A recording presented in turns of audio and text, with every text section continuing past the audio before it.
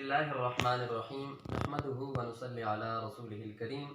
اما بعد فاعوذ بالله من الشیطان الرجیم بسم اللہ الرحمن الرحیم۔ میں ان چیزوں کے حوالے سے گفتگو کر رہا تھا کہ جن سے روزہ نہیں ٹوٹتا، تو دوسرے سیشن میں کچھ چیزیں آپ کے سامنے رکھوں گا۔ سب سے پہلے، اگر کسی آدمی کو خود بخود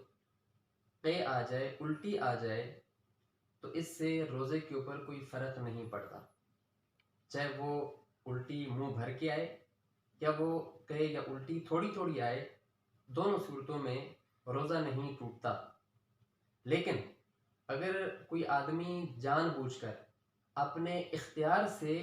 قے یا الٹی کرتا ہے اور منہ بھر کے کرتا ہے، تھوڑی نہیں بلکہ یعنی کوئی آدمی الٹی کرتا ہے منہ بھر کے اور اپنے اختیار سے کرتا ہے، تو اس سے روزہ ٹوٹ جائے گا۔ لیکن تھوڑی الٹی کی، چاہے وہ اپنے اختیار سے کی، جیسے بھی کی، جان بوجھ کر کی، تو اس سے روزے کے اوپر کوئی فرق نہیں پڑے گا۔ لیکن اگر کوئی شخص الٹی کرتا ہے، چاہے جان بوجھ کے کی اس نے، یا اپنے اختیار سے کی، یا خود بخود ہو گئی، تو ان صورتوں میں الٹی ایک شخص نے کی، چاہے وہ تھوڑی ہے، لیکن اپنی مرضی سے اس کو دوبارہ نگل لیا، خود بخود نہیں، اپنی مرضی سے اس الٹی کی تھی اس آدمی نے، اس کو دوبارہ اس آدمی نے گلے سے نیچے نگل لیا، تو اس سے روزہ ٹوٹ جائے گا۔ اسی طرح اگر کوئی شخص اپنا بلڈ، اپنا خون ڈونیٹ کرتا ہے، عطیہ کرتا ہے، تو اس سے بھی روزے کے اوپر کوئی فرق نہیں پڑے گا۔ اسی طرح اگر کوئی آدمی بیمار ہے یا اپنے خون کا ٹیسٹ کروانا چاہ رہا ہے، تو خون کے ٹیسٹ کروانے کی وجہ سے بھی روزے کے اوپر بالکل کوئی فرق نہیں پڑے گا۔ اسی طرح ایک شخص مریض ہے، بیمار ہے، وہ انجیکشن لگوانا چاہ رہا ہے، تو انجیکشن لگوانے سے بھی روزے کے اوپر بالکل بھی کوئی فرق نہیں پڑے گا۔ ہاں، البتہ بغیر ضرورت کے انجیکشن لگوانا یا ڈرپ لگوانا بغیر ضرورت کے، یہ بہتر عمل نہیں ہے، یہ ایک ناپسندیدہ عمل ہے۔ ہاں، اگر بیمار ہیں، ضرورت ہے، تو اس سے روزے کے اوپر بالکل بھی کوئی فرق نہیں پڑے گا۔ اسی طرح اگر کسی آدمی کے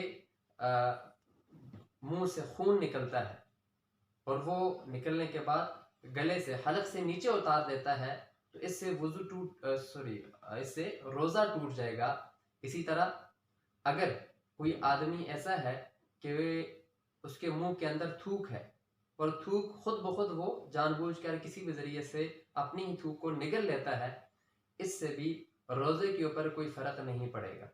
اسی طرح اگر کوئی شخص اپنی ناک سڑکتا ہے، تو ناک سڑکنے کی وجہ سے اس کی جو رال ہے، جو ناک وہ سڑکنے کی وجہ سے حلق سے نیچے چلی جاتی ہے، اس سے بھی روزے کے اوپر کوئی فرق نہیں پڑے گا۔ اسی طرح آدمی اگر منہ کے اندر بلغم اس کو سڑکنے کی کوشش کرتا ہے اور وہ دوبارہ حلق سے نیچے اتر جاتی ہے، اس سے بھی روزے کے اوپر کوئی فرق نہیں پڑے گا۔ اسی طرح اگر کوئی آدمی کھانے کو یا کوئی چیز چکھ لے، تو چکھ لینے سے روزے کے اوپر کوئی فرق نہیں پڑتا، لیکن اس چیز کا ضرور خیال رکھنا چاہیے کہ بغیر ضرورت شدیدہ کے کسی چیز کو چکھنا یہ ناپسندیدہ عمل ہے، مکروہ عمل ہے، لیکن روزہ اس سے نہیں ٹوٹتا۔ یہ کب چکھنا آپ کے لیے اختیار ہوگا اور جائز ہوگا؟ اس صورت کے اندر کہ مثلا ایک عورت ہے جو گھر کے اندر کھانا بناتی ہے، یہ ایک شخص ہے جس کی ذمہ داری کھانا بنانا ہے، اگر اس کو اس چیز کا ڈر ہو کہ میرا کوئی بھی مثلا عورت ہے وہ کھانا بناتی ہے، اس کو ڈر ہے کہ میرا شوہر مجھے ڈانٹے گا اور اس پہ حالات خراب ہو سکتے ہیں، تو اس مجبوری کی وجہ سے وہ کھانا چکھ سکتی ہے۔ لیکن اسی طرح اگر کوئی بچہ ہے، چھوٹا بچہ ہے، اس کو چبا کر کوئی چیز کھلانی ہے، تو اس صورت کے اندر بھی اس کو چبا کر وہ چیز کھلائی جا سکتی ہے، لیکن اس چیز کا ضرور خیال رکھا جائے اس میں کہ کہیں چکھتے ہوئے یا بچے کو چبا کر کوئی چیز کھلاتے ہوئے کوئی بھی ذرہ حلق سے نیچے اتر گیا تو اس سے روزہ ٹوٹ جائے گا، لیکن اگر ایسا حلق سے نیچے نہیں جاتا تو ان دونوں صورتوں میں روزے کے اوپر کوئی فرق نہیں پڑے گا۔ اسی طرح اگر ایک آدمی کی منہ سے خون نکلتا ہے اور کچھ تھوک بھی نکلتی ہے، تو جو اگر زیادہ اس کے اندر تھوک ہے اور ہلکا خون ہے تو